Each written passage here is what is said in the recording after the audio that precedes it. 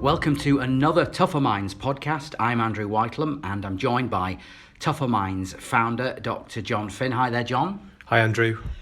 Now, John, today we're talking about the pandemic brain, and that's a phrase that's appeared in the media and people have been discussing it, and it describes what people have experienced during the COVID-19 pandemic. They say they've suffered a major mental deterioration, if you like. Their cognitive ability, their well-being has suffered, and they're feeling extreme stress. And of course, all this has had a negative impact on their life and work.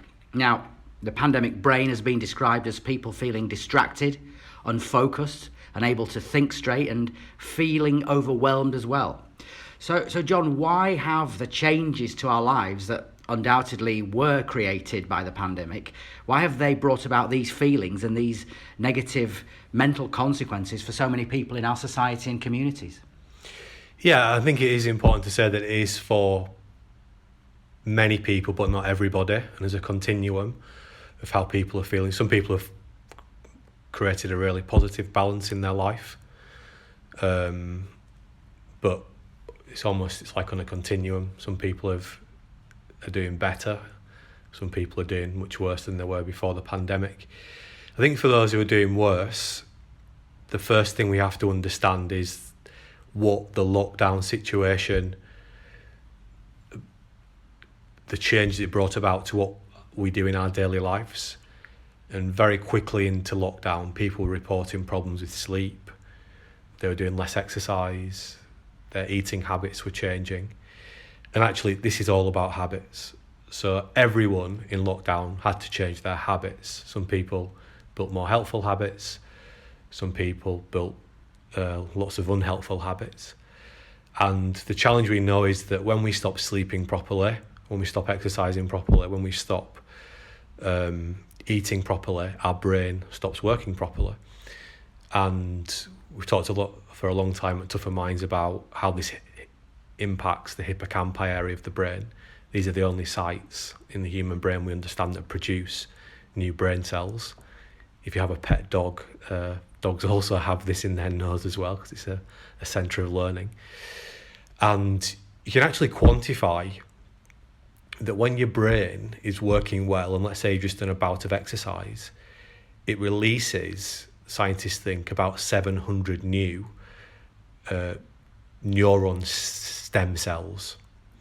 We have about 100 billion neurons in our brain, but a bout of exercise releases about 700 new neuron stem cells, and we can use these cells to help us to build new habits, to think in different ways.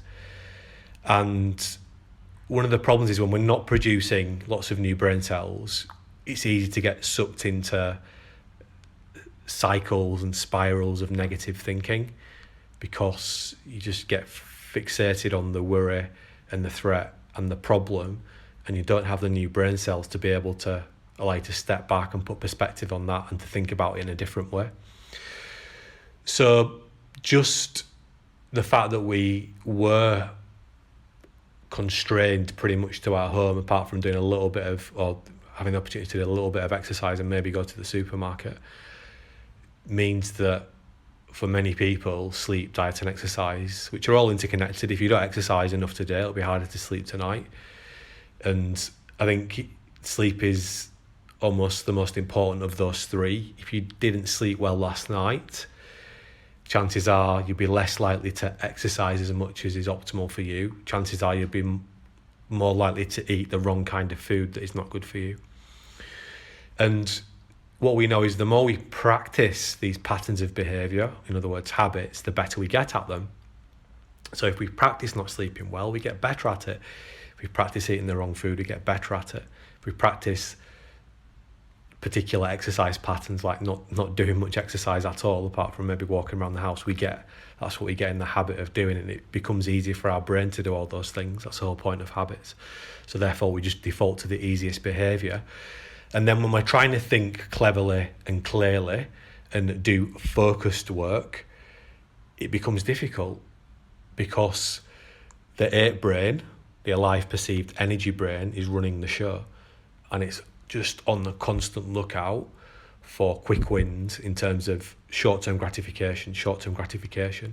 Now, of course, we all know if we want to do clever, the type of work that makes us feel like we've made progress at the end of the day, which is clever, focused work, we need to delay short-term gratification, turn the phone off, don't check the emails every few minutes to give ourselves an opportunity. So it's almost the perfect storm, I think. But in very simple terms, for many people have developed lots of really unhelpful habits in the lockdown period because we get good at what we practice ultimately. And so just to briefly digress, you think the term then pandemic brain is quite useful because it describes the effect on our brain neurobiologically and alludes to the consequences of that. Yeah, the brain is, people's brains have been changed, and this is the thing.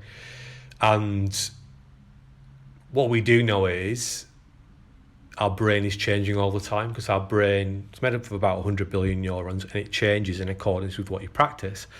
Now, humans are designed to prioritise staying alive, thinking about how we're perceived by important people, and saving energy. And we've got a set of instinctive habits that drive that behaviour. And these habits are things like worrying and beating ourselves up and procrastinating and giving into temptation and taking the shortcut. And the pandemic context made it easier for those habits to become more dominant. They're like little infections that, if left unchecked, they take over your brain. And if we want to get rid of them, we've got to change our brain in a different way by practicing a different set of things. But the types of things that we need to practice to rewire what is maybe now for you your pandemic brain are much more difficult to do. So developing the pandemic brain was a bit like eating more donuts or watching more Netflix, and there may have been some other things you were doing. But changing our brain to build better sleep, diet and exercise habits, to be able to do more bouts of focused work, think more cleverly, is going to be a bit more like, doing a training to do a 10k or something. It's going to take some effort. It's going to require delaying short-term gratification. But if we persist with it, we will re-establish more of our helpful habits. Now we're going to come on to exactly how we can respond in more detail to some of these challenges and problems in a few moments. So we'll deal with that. But just a couple of other specific things. What you've described, I guess, as well, is basically, in common parlance, stress in another form. People have been stressed during the pandemic, I'm sure. So how does stress affect us then? And what are the negative consequences of stress for our bodies and our brains? Yeah, so let's think about what stress is. It's a neurobiological response, and it's a natural response. It happens in everyone's brain. Stress happens because what you expect to happen doesn't happen. So I don't expect my boss to send me an email like that. I expect my partner would say good morning to me and give me a smile when I see them first thing in the morning. I don't expect someone to get really close to me in the supermarket, when I'm doing my shopping. I expect them to respect the 2-meter rule. And stress doesn't only have to be about things that have actually happened. We have a predictive brain, and our brain all the time is projecting into the future what's going to go on. And of course, what's happened and what still is happening in the pandemic is just huge levels of uncertainty. And this has been fueled by the attention economy. So people are publishing news stories almost every 5 minutes about what might happen and what the potential consequences might be. And this is just like candy for our ape brain. It wants it wants to be aware of this uncertainty because it wants to be aware of what problems might emerge in the future and what are the threats I'm going to have to deal with in the future. So we've got this brain is a threat detection machine, our dominant brain, and we've just been primed with lots of real stressors, like that person getting too close to me, or potential stressors during this period of time. Lots of what we call disconnections of meaning systems, firing up this stress response. Now, as I said, stress is a natural response, but if we stay in stress states for too long, it starts to, in very simple terms, damage our brain. Things like we get too much cortisol in our brain, and that's damaging for brain function and brain structure. And the brain actually, the ape brain, the stress centres, if you like, the limbic regions, they also take over every other site in the brain. So people say, for example, when they're stressed, oh, I just can't think clearly. And that's because the part of our brains we used to think clearly with, if you like, is our prefrontal cortex, but the ape brain takes over everything. So again, the pandemic has been this perfect storm to create stress responses in people's brains. And one stress plus another stress in the math of stress doesn't necessarily equal two stresses. Very quickly, we can find ourselves with one stress plus one stress equaling 27 stresses. And then this is going on day after day after day. Now, of course, the first thing that we need to do to manage stress is sleep well and exercise properly and eat properly. But of course, when we're feeling stressed, we sleep worse, we don't exercise, and we don't eat well. So that's the challenge that we face, and no doubt for many people, again, it's been a perfect storm. Yeah, well, it's great to understand the complexity of that, and I think it will certainly help people, Jon. And another consequence of the pandemic, of course, has been enforced remote working for many people. Indeed, it was perhaps law at one point. I can't quite remember. It's certainly a government directive, and a consequence of that, of course, increased social isolation. So why does that affect us negatively, and why can it be also unhelpful and damaging for work and life? Well, we are social. We're designed to work in teams, or we've got really good at working in teams, and that's how our brains are wired. So if we just think about Homo sapiens as a species, they are phenomenal at working in teams, and our ability to do that has helped us to survive and thrive on the planet. And if you go back to the Savannah plain, if that's right, or maybe the Sahara plain, I'm not sure what anthropologists... Early man, basically. Early man, yes, yeah. And you think about the other animals that were around at that time. Well, humans were... Big and dangerous. Big and dangerous. Humans were not the fastest or the strongest. Our unique survival advantage was our ability to work intelligently in teams. Yeah. And this relates to the P in ape, which is perceived. And we are innately wired to be mindlessly concerned by what other people think about us, important people in our lives. So I think social status. We've seen this dramatic rise of social media over the last 10 years or so. That's all fueled by showing people how great you are. And we have a part in our brain that drives this desire to be liked by other important people in our lives. And this part of our brain is actually wired into the parts of our brain that tell us we're thirsty and we're hungry. So being part of a team, a group, is absolutely fundamental to what it is to be human. And there are some studies emerging that show that isolation is just as damaging for our health as some of the most damaging things we understand, like smoking and too much alcohol consumption, etc. So I think just fundamentally, if you have been forced to be in isolation because you don't have a family and you live by yourself, the problem is that you're actually designed to be around other people. Even if it's just, going to the coffee shop every day and engaging with those people in the coffee shop, that's been a really important part of your mental health, and that gets taken away. So yeah, it is problematic, and the extended challenges is that obviously we've moved to a world of remote communication, video conferencing, is that it's just not the same when you do that, because the technology in our brain, if you want to think of it like that allows us to communicate with people and read other people's emotions, and I'm sure neurobiologically get all the benefits of being in other people's company just doesn't work as well when you're not in person. So you get these sort of delayed feeds on video conferencing. You're not really looking people in the eye. You tend to sort of trip over each other's sentences because it's just a much clumsier interaction and just not as neurobiologically satisfying.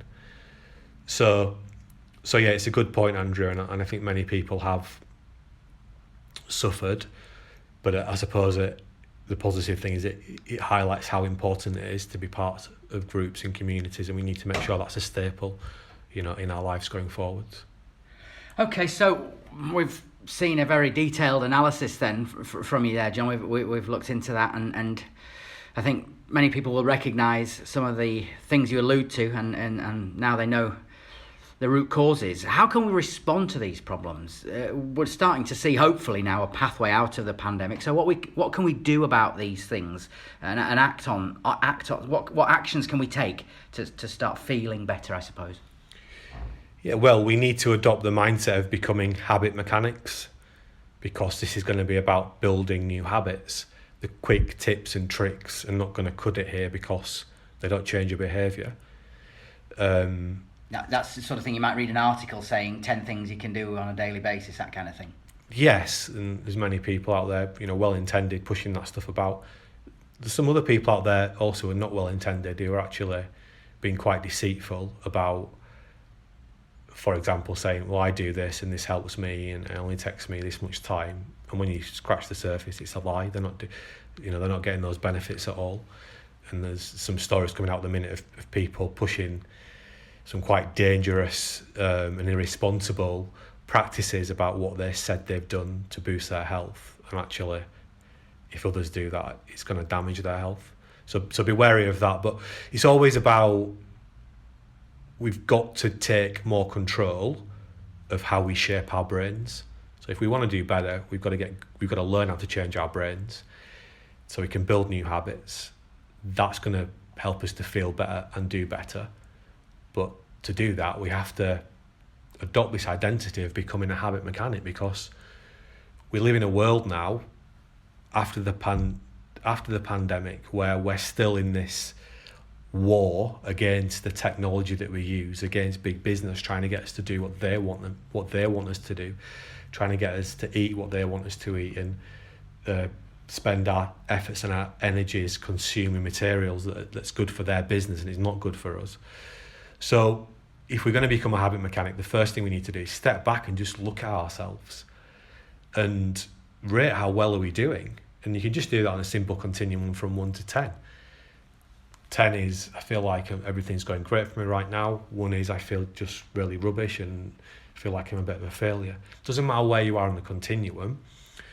We just have to do what we call intelligent self-watching, and that type of exercise will allow you to do that.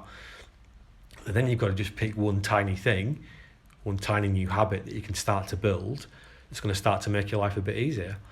Is it, I'm going to do a little bit of exercise every morning? Could just be a 5-minute walk around the block. Could be I'm going to start to eat one more piece of fruit a day than I have been doing. Could be I'm going to write a written reflection at the end of every day to focus more on the positive things. And slowly but surely, if we keep repeating that, we're going to end up building more and more helpful habits. So to become a habit mechanic, we just need to get better at intelligently reflecting and intelligently planning. Use the structure of the day, the week and the month to allow you to do that. So daily planning and reflection from 2 to 5 minutes a day. It will save you hours every day. That's all it takes, that time? Yeah. Weekly planning and reflection. Maybe take 15 minutes at the end of every week just to reflect back on what's happened for you. Really focus on the positives or the helpful things, but then have a little think about what you can do even better next week, and the same with every month. And obviously in our habit mechanic programs we've created very specific tools to help people to do that, but they're all centered on intelligent planning and reflection.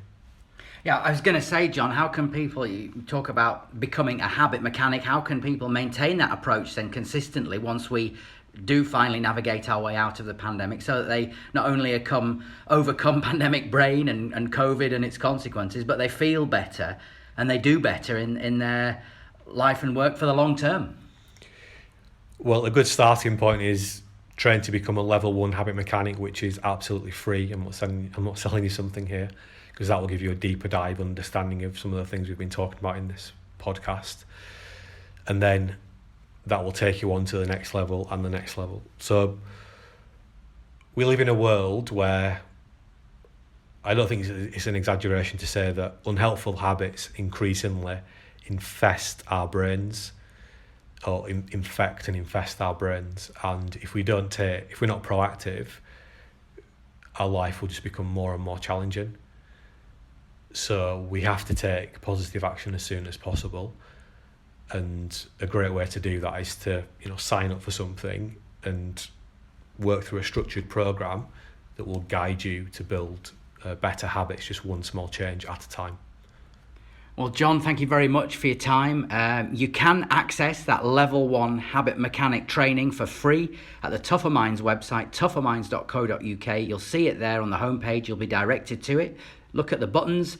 You can access that course. It's a free video course to work through very, very rapidly, and you will become a level 1 habit mechanic for free. Jon, thanks for your time once again. You've been listening to the Tougher Minds podcast. Thanks for that, and we'll speak to you soon.